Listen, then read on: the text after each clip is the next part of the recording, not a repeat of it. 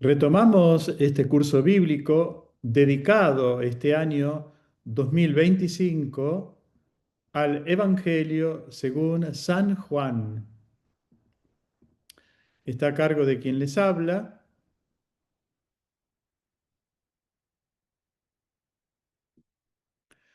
En mi presentación, con la debida adaptación, seguiré la estructura y el contenido del curso del reconocido biblista y teólogo italiano Don Claudio Dolio en Bible Claret, el Evangelio según San Juan.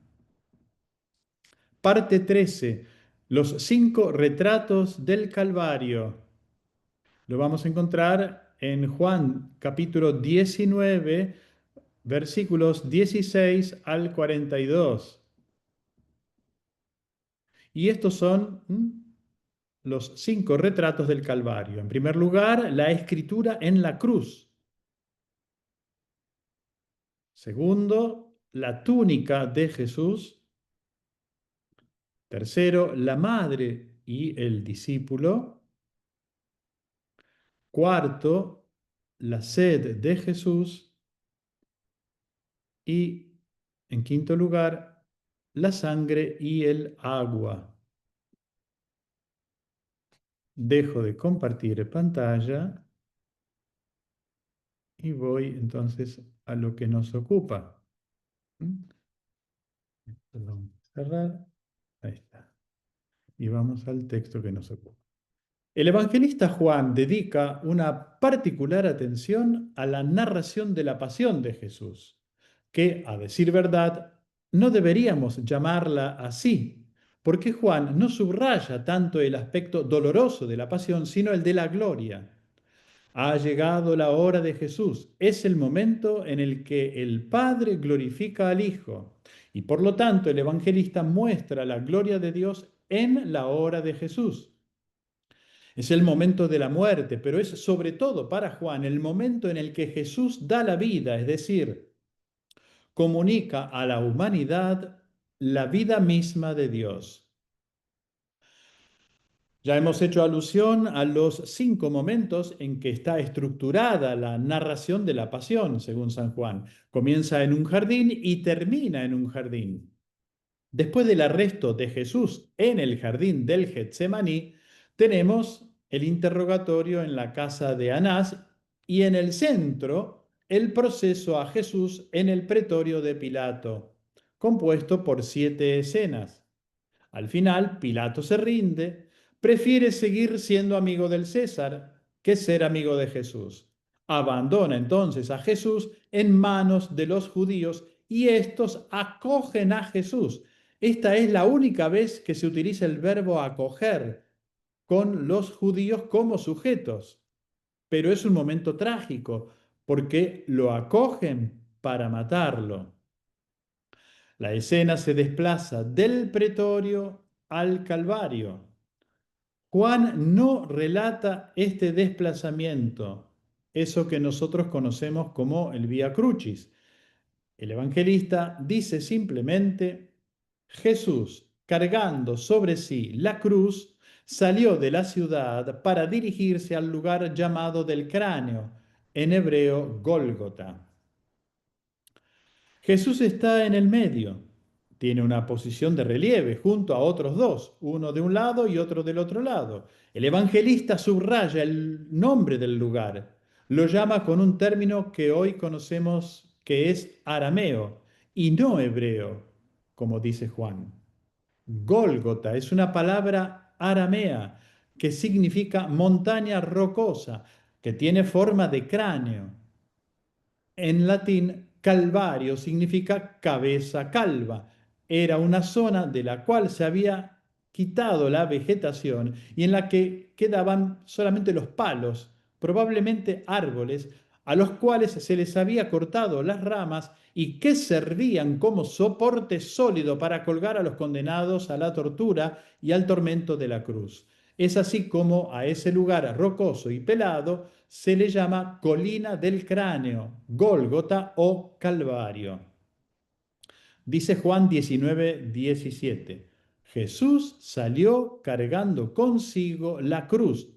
Algunas traducciones omiten el pronombre porque no es necesario, cargando él mismo con la cruz. Es un dativo de ventaja, es un pequeño matiz narrativo con el que el evangelista quiere subrayar cómo la cruz no sea, en la perspectiva de Jesús, el suplicio en un cadalso infame, sino más bien un cetro, un trofeo y un signo de victoria. Santo Tomás dice que Jesús carga con la cruz como un doctor prepara un candelabro para colocar la lámpara de su doctrina, la lámpara de la cruz, la doctrina de la cruz que se propone como emblema de salvación. Juan no subraya los aspectos dolorosos, no remarca el sufrimiento de Jesús, sino que muestra sobre todo la dimensión gloriosa. No quiere presentar el retrato realista del sufrimiento de Jesús hasta la muerte, sino más bien, según el criterio simbólico, mostrar el sentido, el significado teológico que está detrás de la tragedia dolorosa. Las escenas del Calvario son 5 y pueden considerarse paralelas entre sí, es decir, que el evangelista llama nuestra atención una y otra vez sobre 5 detalles: el escrito, la túnica, la madre, la sed y el agua. Con estos simples nombres podemos caracterizar 5 escenas que representan el vértice del evento de la pasión de Cristo. En primer lugar, la escritura en la cruz. Juan se detiene en este detalle diciendo que el título de condenación fue escrito en 3 idiomas: hebreo, griego y latín. Es un subrayado de universalidad. Pilato escribió: el rey de los judíos, Jesús el Nazareno, el rey de los judíos, sería la causa. Fue condenado a muerte porque es el rey de los judíos y lo escribe en hebreo para que puedan leerlo los judíos. Lo escribe en latín, lengua del Imperio Romano dominante. Lo escribe en griego porque es el idioma común, difundido en todas partes, comprensible en todo el mundo, para que todos puedan leer que es el rey de los judíos. Los líderes judíos, sin embargo, cuando leyeron el escrito, protestaron ante Pilato y diciéndole: tienes que escribir, este ha dicho, yo soy el rey de los judíos, no que lo sea. Es decir, que el motivo, según los judíos, es que Jesús pretendió ser el rey de los judíos, que se ha declarado el rey de los judíos y que ha sido condenado porque ha dicho una falsedad. Pero Pilato no acepta la réplica y responde con dureza: lo escrito, escrito está. En el conjunto del drama, este particular podría parecer casi inútil. ¿Por qué el evangelista lo pone de relieve? Porque quiere mostrar universalmente que verdaderamente Jesús es el rey. Y Pilato escribe primero, usando el verbo en aoristo, que corresponde a nuestro pretérito indefinido, un evento sucedido en el pasado. Luego, cuando retoma el texto y rechaza el pedido de los judíos, dice: lo que he escrito. Y usa 2 veces el pretérito perfecto, que en griego indica una acción sucedida en el pasado y que perdura en el presente, cuyos efectos se ven todavía. Juan quiere decir que lo que está escrito permanece escrito. Es un hecho el que Jesús sea verdaderamente rey. Pilato lo reconoció y todos los habitantes del mundo pueden ahora leerlo. La segunda escena pone en evidencia la túnica. Dice Juan 19, 23 al 24. Después que los soldados crucificaron a Jesús, tomaron sus vestiduras y las dividieron en 4 partes, una para cada uno. Tomaron también la túnica y, como no tenía costura porque estaba hecha de una sola pieza de arriba a abajo, se dijeron entre sí: no la rompamos, vamos a sortearla para ver a quién le toca. Los sinópticos cuentan que los soldados dividen los vestidos del condenado a muerte, pero solo Juan hace una distinción. Por un lado están los vestidos que se dividen entre ellos.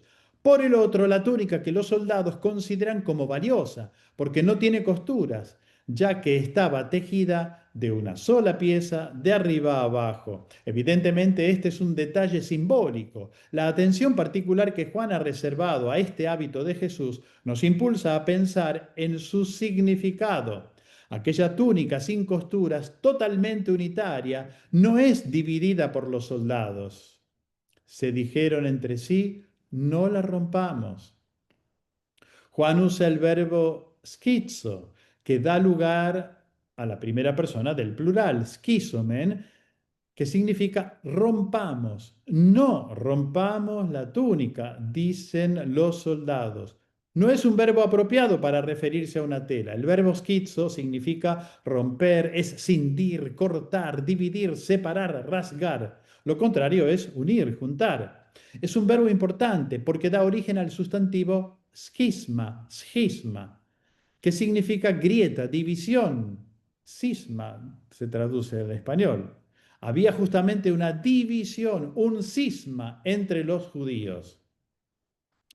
Tampoco la red, en Juan 21:11, más adelante obviamente, en la pesca milagrosa, prodigiosa, en el mar de Tiberíades, la red no se romperá, ¿eh? No obstante la cantidad enorme de peces que recogerán, que se recogerán.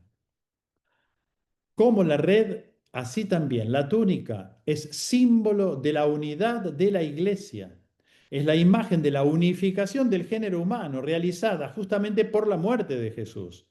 Juan ya lo había dicho comentando la escena de Caifás en 11:52. Jesús debía morir para congregar en la unidad a los hijos de Dios que estaban dispersos.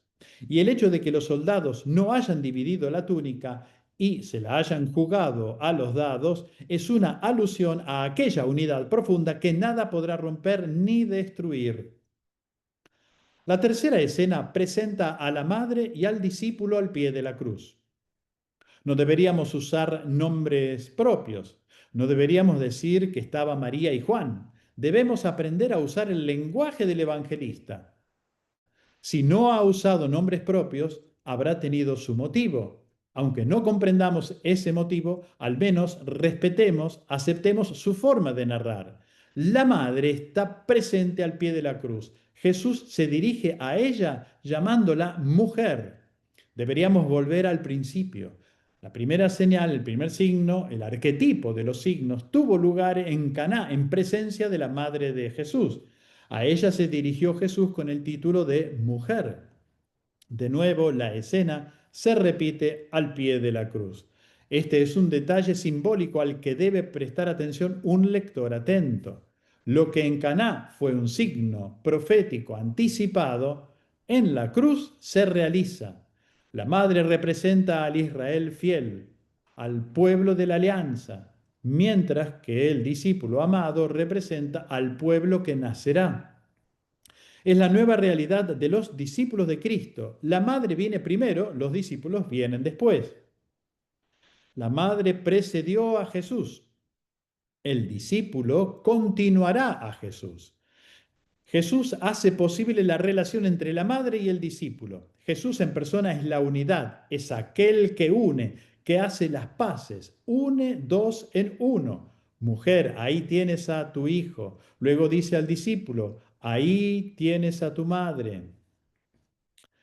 Desde ese momento, desde esa hora, la hora decisiva, el discípulo tomó a la madre in sua, dice el latín, eistaidia, dice el griego, entre sus cosas, literalmente. Tenemos que traducir nosotros entre sus pertenencias. No es correcto decir cosas. Así que tenemos que agregar otros términos. Alguna palabra como tesoro, bienes. El discípulo tomó a la madre entre sus propios bienes. La madre es confiada al discípulo y el discípulo la recibe en su casa. Hay mucho más que confiar el cuidado de la madre al discípulo. Recién a partir del siglo XII se hablará de la maternidad espiritual de María. La lectura tradicional de esta escena se refiere sobre todo a la unión del Antiguo Testamento con el Nuevo Testamento. Es el Israel fiel el que es acogido entre los tesoros del discípulo, de la humanidad, ¿eh? de la nueva comunidad cristiana. Hay una relación que crea unidad. Estamos en el centro de los 5 retratos del Calvario.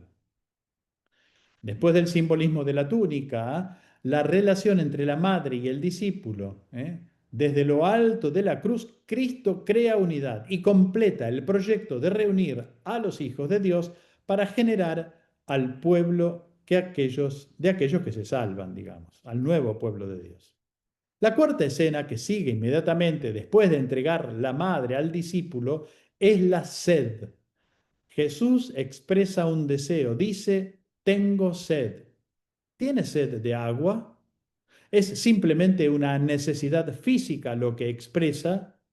Ya hemos aprendido a reconocer en Juan una mayor profundidad. La sed de Jesús, como en el caso de la mujer samaritana, es el deseo de realizar el proyecto de Dios. Le dan a beber vinagre, una esponja con un poco de hisopo encima. El hisopo es una planta muy olorosa que ha tenido aplicación en medicina y perfumería. Es del tamaño del orégano y de la mejorana. No se puede usar como una caña, sino que pulverizado se coloca encima de algunos alimentos para aromatizarlos. La referencia al hisopo hace alusión al símbolo de la purificación del antiguo Israel.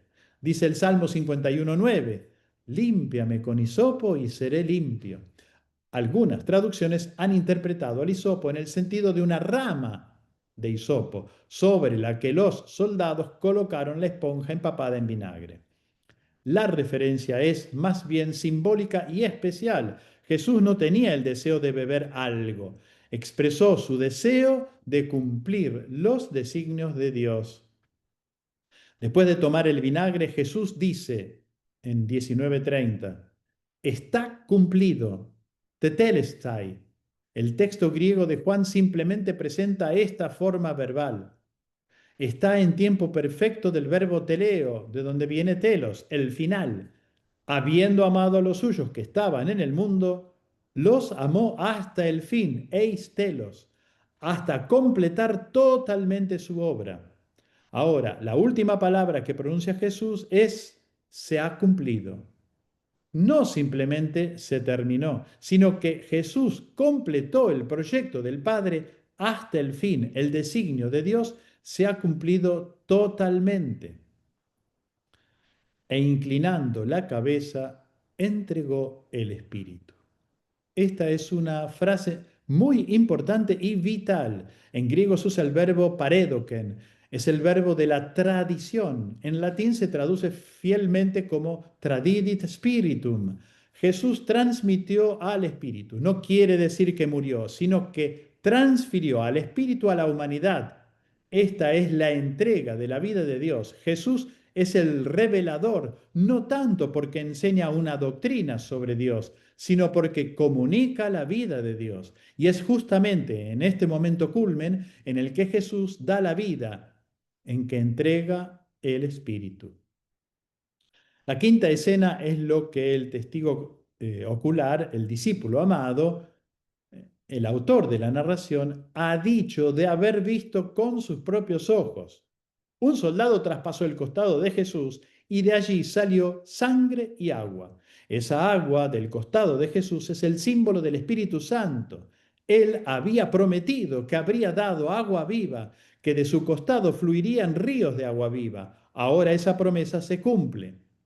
La sangre representa la vida de Jesús. El agua es el Espíritu Santo.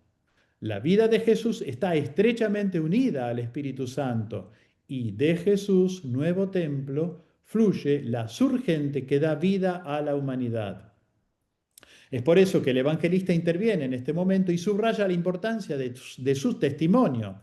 Dice Juan 19:35, el que ha visto lo atestigua y su testimonio es válido y él sabe que dice la verdad para que también ustedes crean.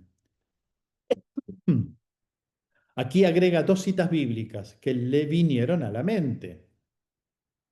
Y todo esto sucedió para que se cumpliera la escritura. No se le quebrará hueso alguno. como sucedía con el Cordero Pascual. Jesús en la cruz es el verdadero Cordero de Dios que quita el pecado del mundo. Y la otra frase del profeta Zacarías dice, mirarán a aquel que traspasaron.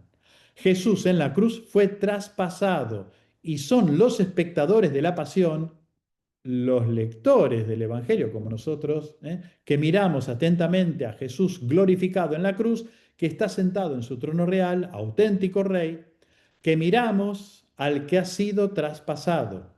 Él es el templo, del cual fluye el Espíritu Santo. La última escena de la narración de la pasión se desarrolla en un jardín y es el momento de la sepultura, que crea una inclusión con el comienzo de la narración. La entrega de Jesús tiene lugar en un jardín y de la misma manera la sepultura de Jesús tendrá lugar en un jardín. Fin de la presentación.